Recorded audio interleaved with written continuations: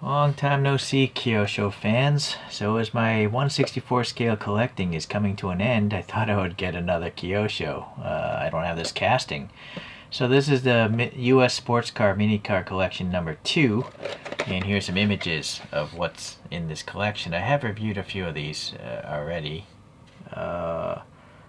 Actually, I think I have reviewed one of each of these castings if you want to search the channel.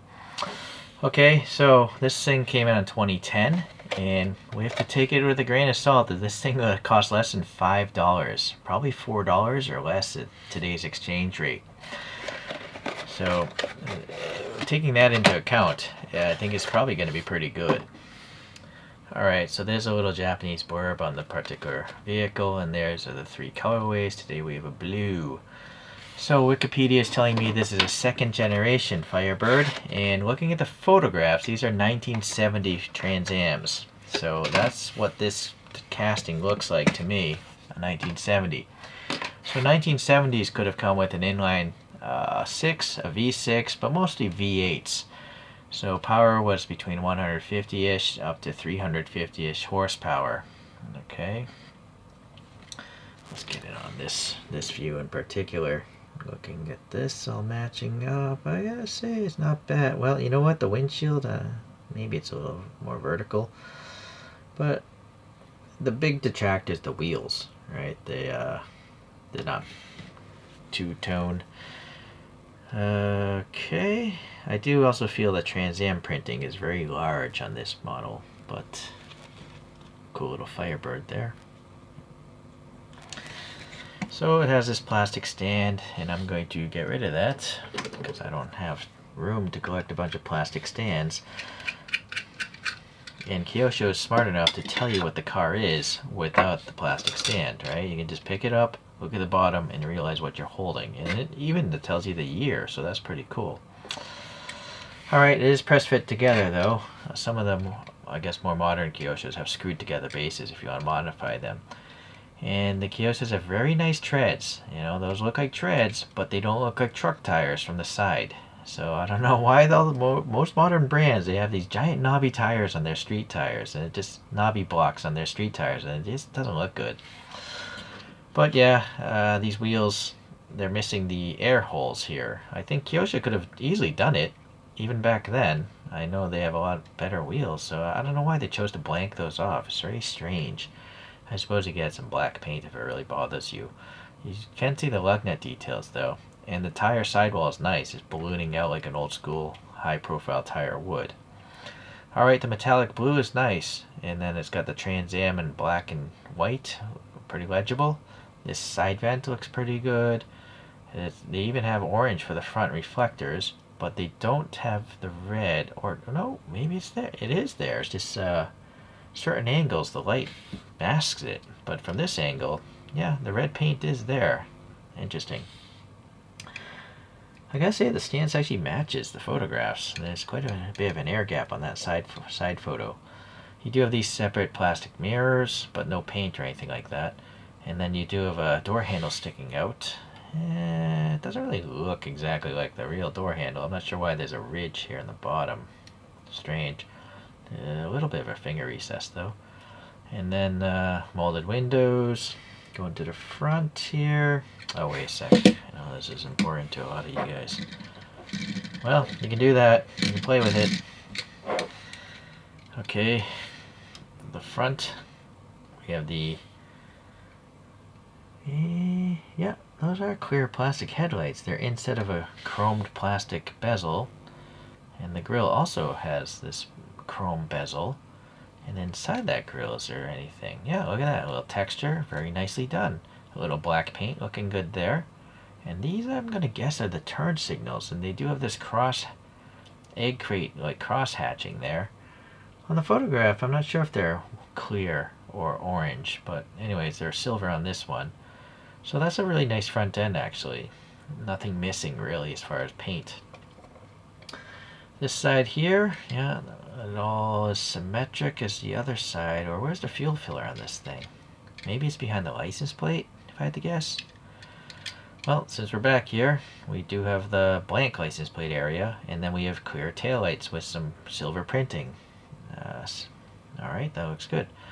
And yeah, I do feel this, at least on the rear photograph I pulled up, this should be a lot more narrow. And also, yeah, the Pontiac should only be the width of the license plate. So, I don't know, maybe somewhere along the way they did have this giant printing, but I kind of doubt it. It almost looks like an advertisement, right? I don't think Pontiac would have put such a big Trans Am on there. Alright, well anyways, that's a minor thing. And then you have the separate chromed bumpers, chromed plastic bumpers that is. And then up here we have tampo printed stripes, no decals from this brand, but in most cases, which is nice. Not all cases, but most. So yeah, you can see the tiny black stripe, this being black border, and then that white. Yeah, and look on the roof and up here as well.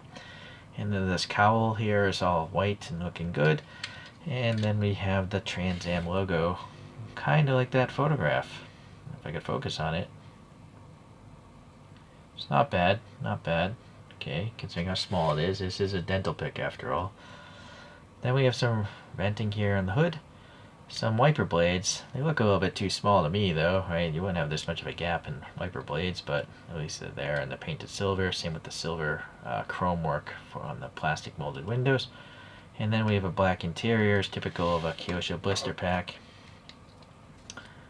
And then we have some ribbed seats, the center console there, something there. Steering wheel's pretty looking alright, I guess. Pretty small diameter steering wheel. Oh boy, this is hard. We hit focus. Focus again. Alright. Well, ribbing on the seats, no rear view mirror. Rear seats, ribbing, door panels, yeah, armrest, door handle or something. Not bad, pretty good. Remember, this thing was like it was 500 yen. So, a pretty cheap model.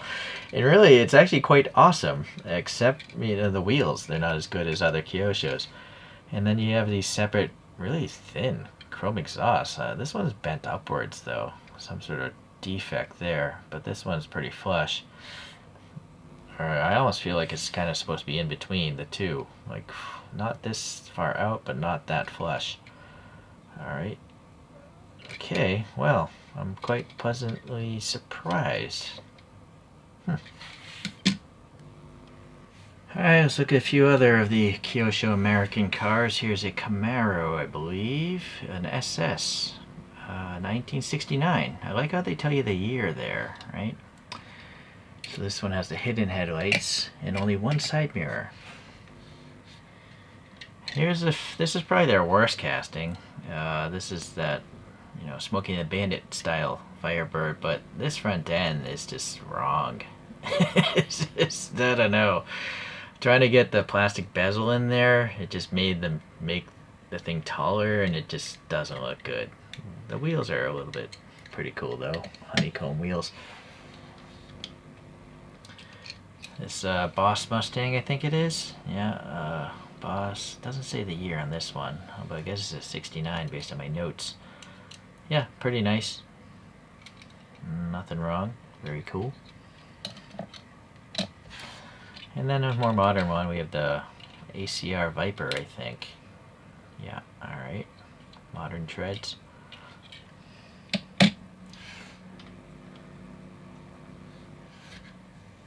So, I guess minus that one, they're all pretty cool castings actually. They all still hold up, I think, relatively well, but all the wheels on the other ones are much better. You see the wheels here, right? They're passing air. Even this Camaro, which I think has this, well, yeah, they're passing air. Or, yeah. So I don't know why they slacked off on the wheels on this one. It's a real shame.